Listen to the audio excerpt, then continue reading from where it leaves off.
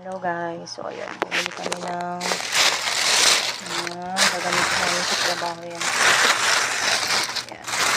So, thank you po sa shop na nabilihan ko na itong sapatos.